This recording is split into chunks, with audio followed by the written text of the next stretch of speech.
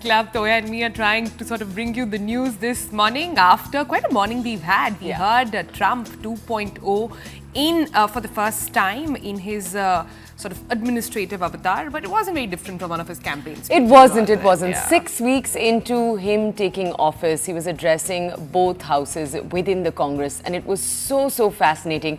I was also reading about, and let me just do a short segue here, into the concept of a designated survivor.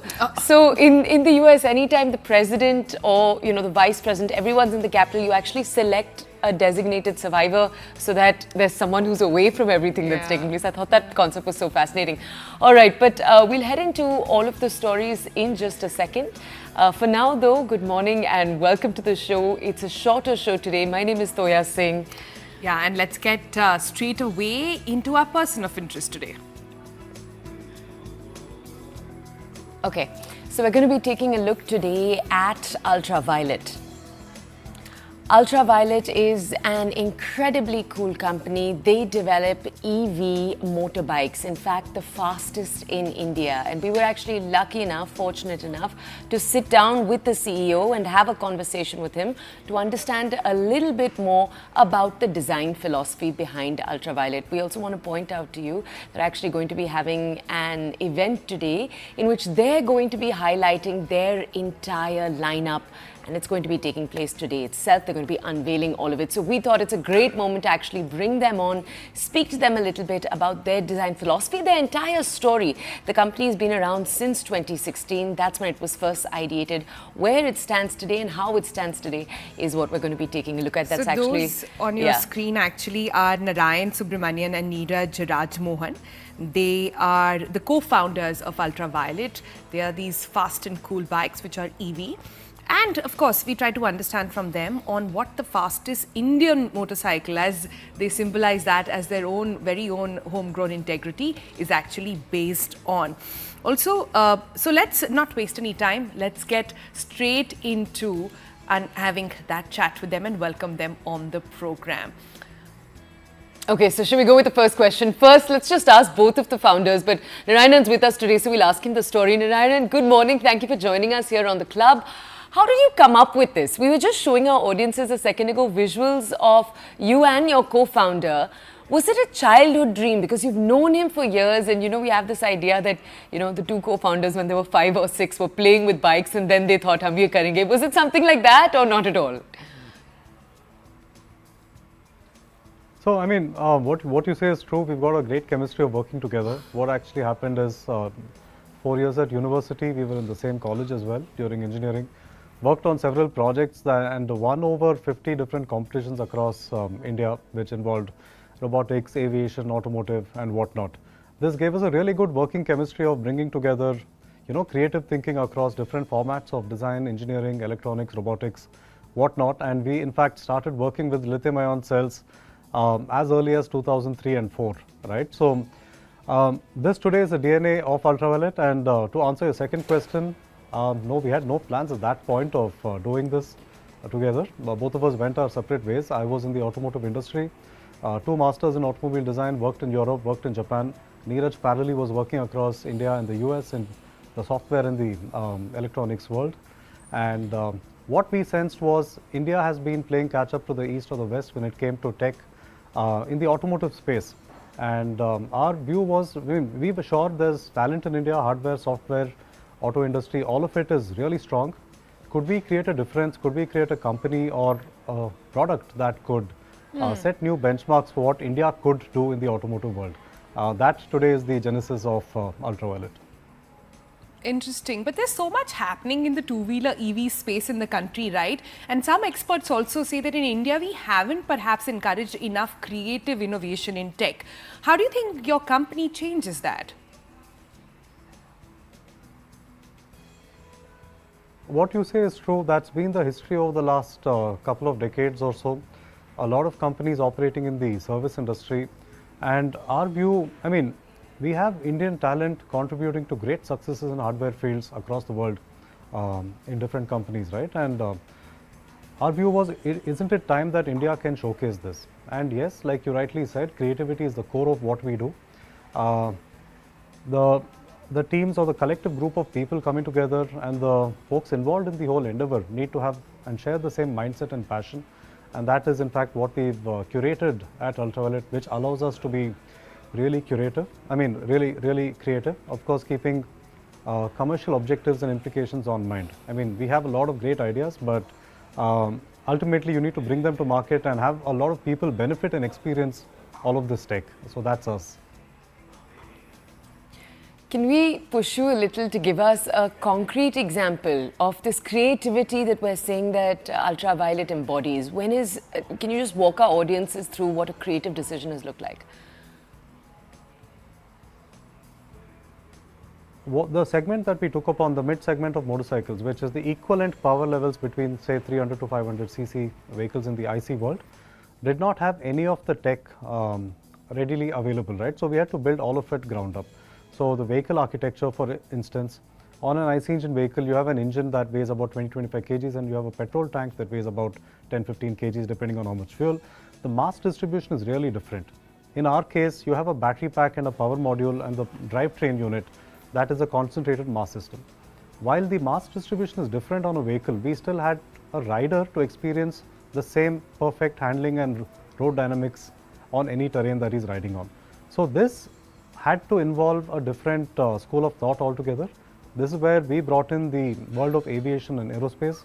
The person that leads all of this development at Ultraviolette, Vinayak Bhatt, he comes from backgrounds like ISRO and Safran, working on various structural systems on aircraft. So the chassis engineering actually took that, the genesis was from the world of aviation in terms of how we design the architecture of the bike ground up, where you have different components on the vehicle, yet you have the same dynamics and handling that you're used to on any of the existing good IC motorcycles.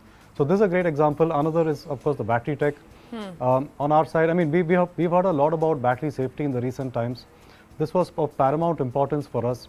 Today the teams leading battery safety also come from the world of aviation, working with companies like Honeywell for over decades, where aircraft electronics require a very high level of safety and failure proof systems, which is what has led to us having multiple patents on our safety systems on the batteries, all the way from mechanics to electrics to electronics to software to thermal safety.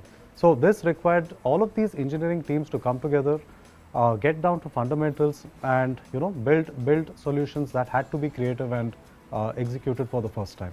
So I would say these are some very crucial but very creative approaches that involved the field of aviation and aerospace to help us solve problems on the automotive front.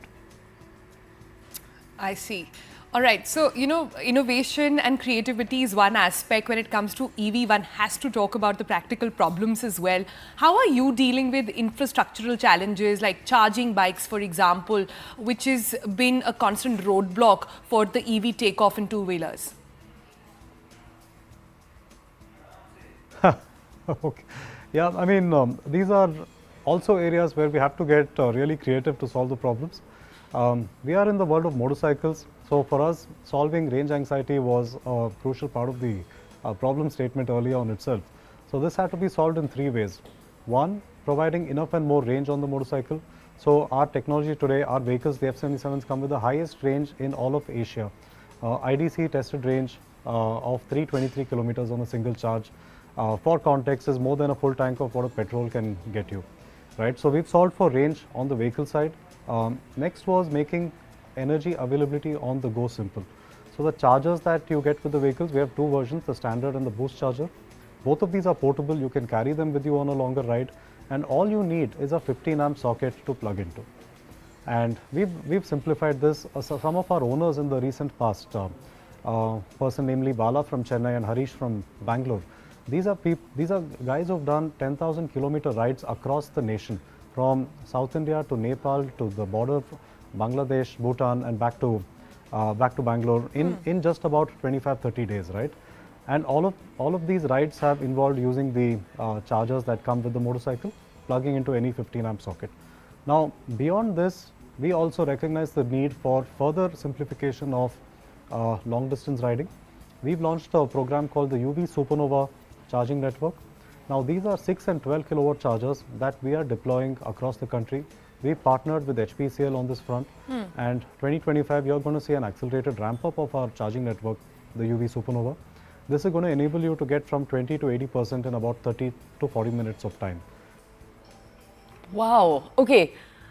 That is very impressive. Tell us a little bit about the event you're going to be having, Fast Forward India 2025. What's the purpose of the event? Why has Ultraviolette decided to hold it?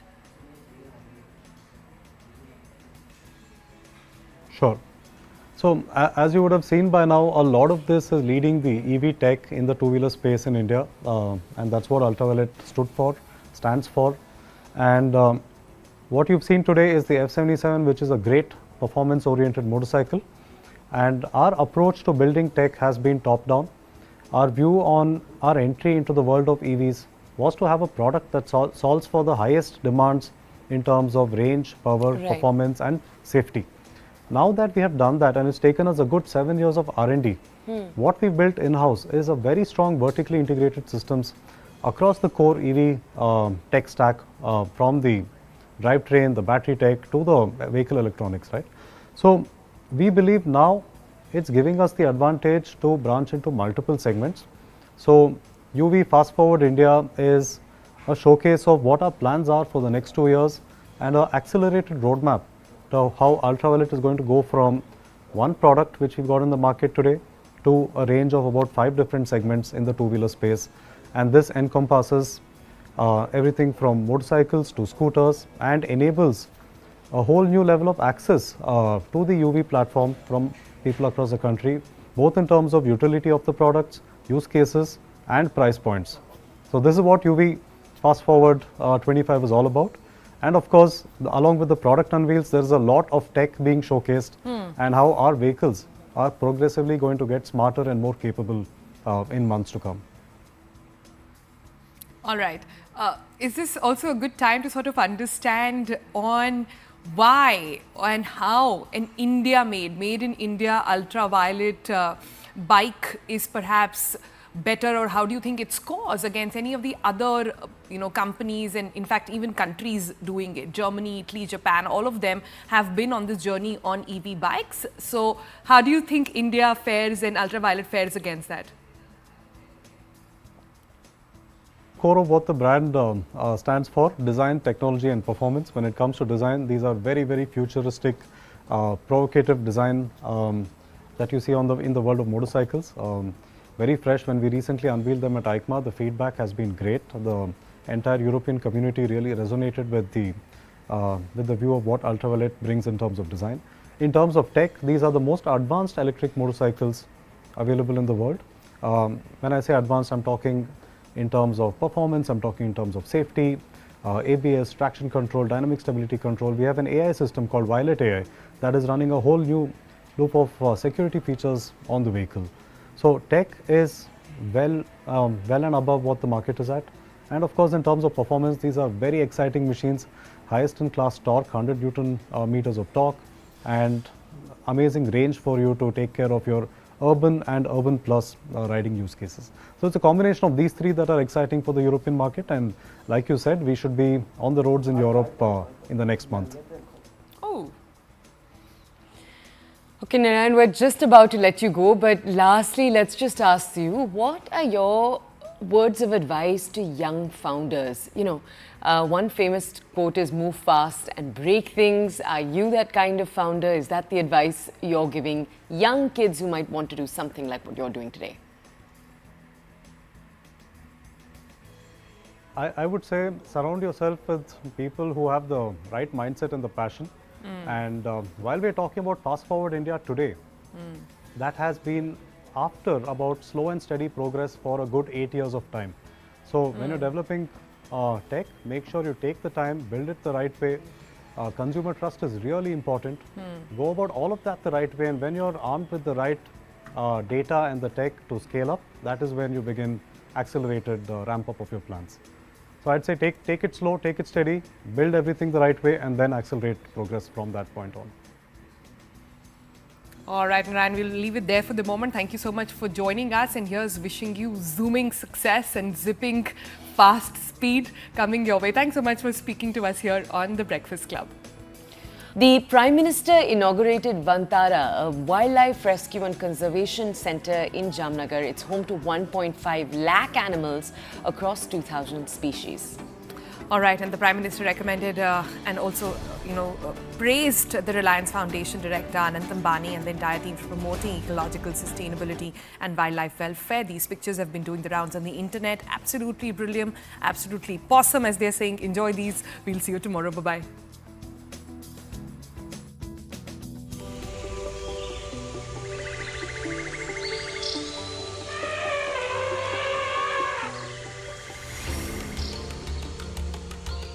PM Narendra Modi inaugurated and visited the Wildlife Rescue, Rehabilitation and Conservation Centre, Vantara, in Gujarat. Vantara is home to more than 2,000 species and over 1 lakh rescued, endangered and threatened animals. PM explored various facilities at the centre. He closely interacted with various species of animals which have been rehabilitated there. PM visited the Wildlife Hospital at Vantara and saw the veterinary facilities which are equipped with MRI, CT scans, ICUs, among others, and also house multiple departments including wildlife anesthesia, cardiology, nephrology, endoscopy, dentistry, internal medicines, etc.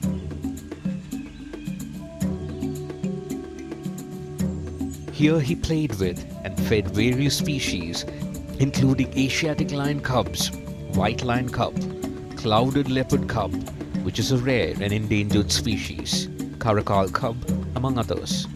The white lion cub, which was fed by PM Modi, was born at the centre after his mother was rescued and brought to Vantara for care.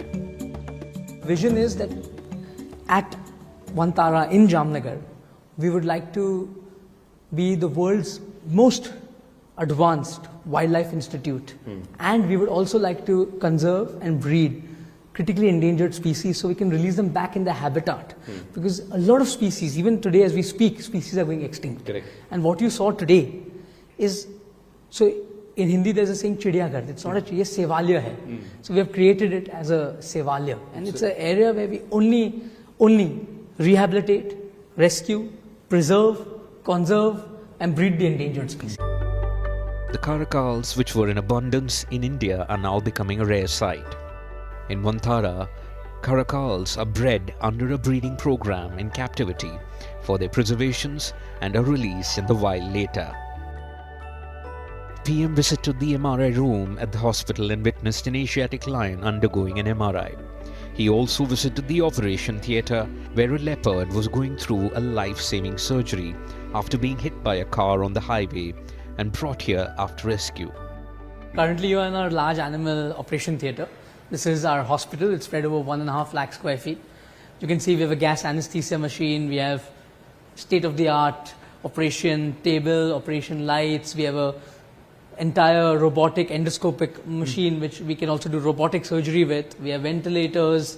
We have everything which is state-of-the-art. I personally have not seen such a well-equipped ICU. So I've visited more than, before I could build this, I visited more than 30 or 40 facilities all across the world, and I took inspiration from every one of them. And those were my inspiration to build this.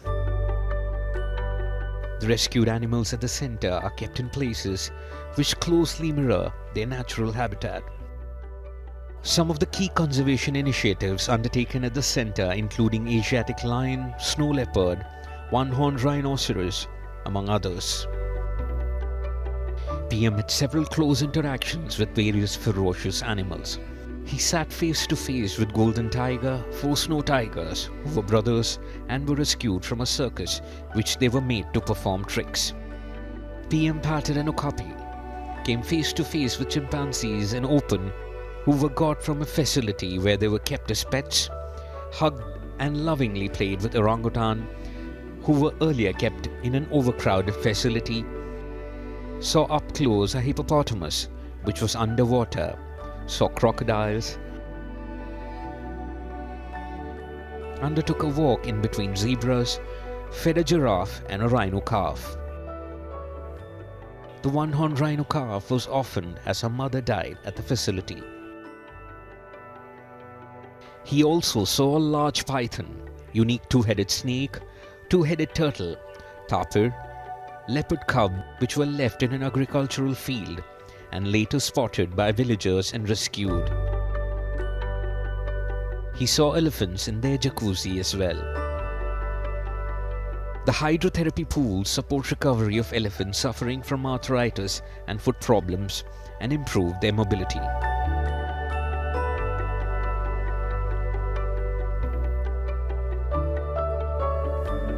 When I was young boy and we were going, I was I think 12 years old, we were traveling from Jaipur to Ranthambore. In the middle on the road, we saw a young elephant with a mavat going on the road in the peak heat. And the elephant was walking a little weirdly.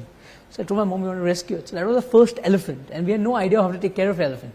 So we got the elephant, we kept it, and then we said we'll build slowly, boon boon se sagar banta hai. Right. So we slowly, and today we have, that time we did not even know what to feed the elephant. We would do what the Mahavat says. Correct. We had no scientific knowledge. We built a scientific knowledge over a period of, I think, a decade and more. And today we have a highly professional team, more than 300, 400 professionals taking care of the elephant. He also saw the workings of the Elephant Hospital, which is the largest such hospital in the world. He also released parrots which had been rescued at the center. PM also interacted with doctors, supporting staff and workers who were managing various facilities at the center in Vantara.